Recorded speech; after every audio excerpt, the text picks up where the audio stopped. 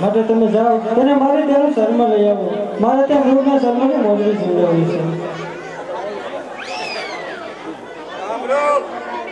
ખાસ સાંભળવાનું. હે સતી સીતા, આ ઘોર માયાવી જંગલ છે. આ જંગલની અંદર અનેક નિશાચર અને માયાવી પ્રાણીઓ અને રાક્ષસો ફરે છે. તમને જે સોનેરી મૃગ દેખાય છે એ કોઈ માયાવી રાક્ષસ પણ હોઈ શકે. એથી એનો મોહ ત્યજો અને એને પામવાની હઠ છોડો. અરે નહીં ના, તે મૃગ મને બહુ ગમે છે.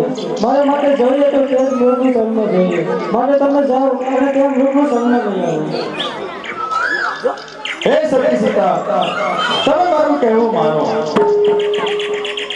કારણ કે જે કોઈ વ્યક્તિ પોતાનું હિત ઈચ્છનાર સ્વામી, પિતા કે ગુરુની વાત માનતો નથી, એની સલાહનો અનાદર કરે છે, એ પછીથી પેટ ભરીને પસ્તાય છે.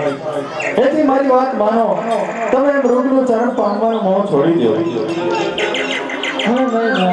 મારે જોઈએ તો તે મૃગનું સન્મ જોઈએ. માટે તમે જાઓ અને તે મૃગને મારે તેનું સન્મ લઈ આવો. હે સતી, એ સોનેરી મૃગનું ચર્મ પામવાની જો તમારી આટલી ઈચ્છા હોય અને તમારી હઠ હોય તો એ મૃગ ચર્મ લઈને હું પાછો આવીશ. મારા માનવા પ્રમાણે આ જગતમાં 3 પ્રકારની હઠ હોય છે: રાજ હઠ, સ્ત્રી હઠ અને બાળ હઠ. એની સામે આ જગતમાં કોઈનું ક્યારેય ચાલ્યું નથી.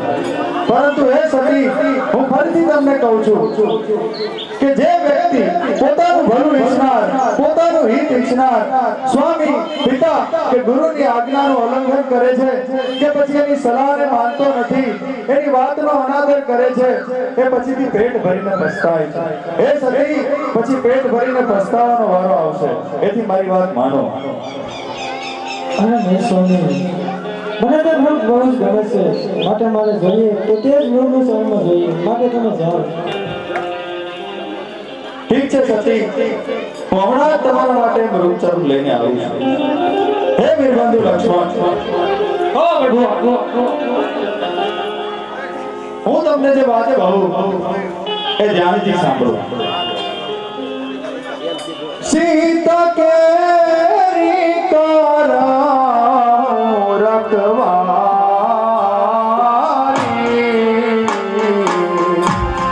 બુદ્ધિ વિવેક બાલા સમય વિચારી. હે વીરબંધુ લક્ષ્મણ, સતી સીતાએ હાથ ધરી છે કે સામે જે સોનેરી મૃગ દેખાય છે એનું એને ચર્મ જોઈ છે. હું હમણાં જ જઈ એ સોનેરી મૃગનો શિકાર કરી અને એનું ચર્મ લઈ અને સીતા માટે પાછો આવું. પરંતુ હે વીરબંધુ લક્ષ્મણ, આ મહામાયાવી જંગલ છે અને અનેક નિશાચર પ્રાણીઓ ફરે છે અને આ દુષ્ટ રાક્ષસોની માયાનો કોઈ પાર નથી. તેથી તમે તમારી બળ, બુદ્ધિ, વિવેક અને સમયનો વિચાર કરી અને સીતાજીનું રક્ષણ કરજો. ભલે પ્રભુ, જેવી આપની આજ્ઞા.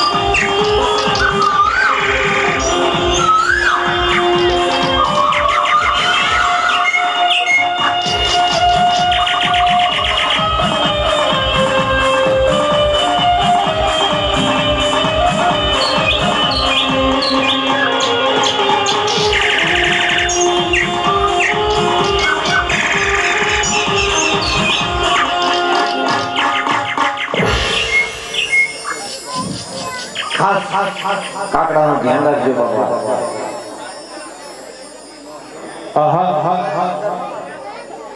આ મૃગ તો મહામાયાવી છે. હું જેમ જેમ એની પીછો કરતો જંગલની અંદર જાઉં છું એ મારી નજર સામેથી અદ્રશ્ય થઈ જાય છે અને એનો શિકાર કરવા માટે હું જેવું તીર ચલાવું છું તો એ ત્યાંથી અદ્રશ્ય થઈ જાય અને મારું તીર એનો વધ કરી શકતું નથી. ચાલ હજુ એક પ્રયાસ કરું અને એનો વધ કરી એનું ચર્મ લઈ સીતાજી પાસે જાઓ. એથી સતીની હઠ સમાય.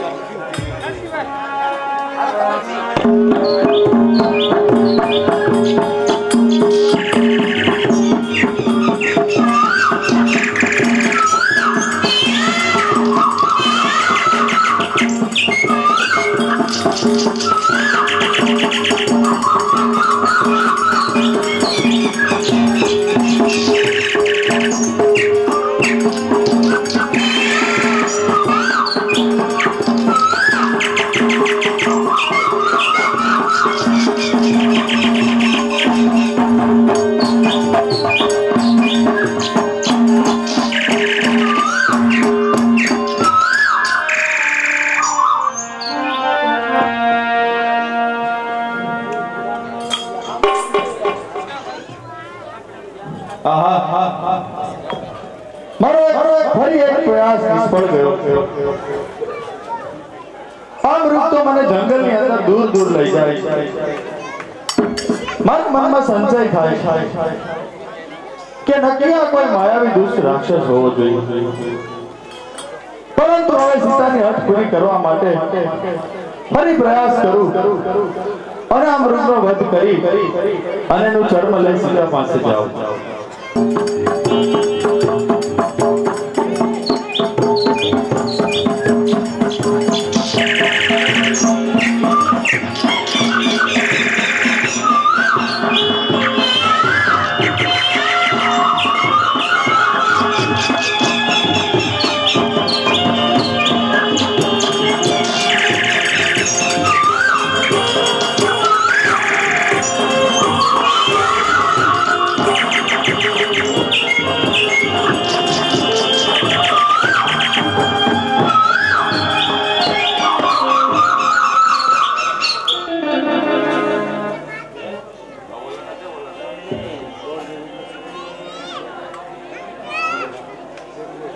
અનેક પ્રયાસો કરવા છતાં આ મૃગનો વધ કરી શકાતો નથી આ તો મહામાયાવી છે મને જંગલમાં ખૂબ જ દૂર લઈ જાય છે ચાલ જય અને એનો વધ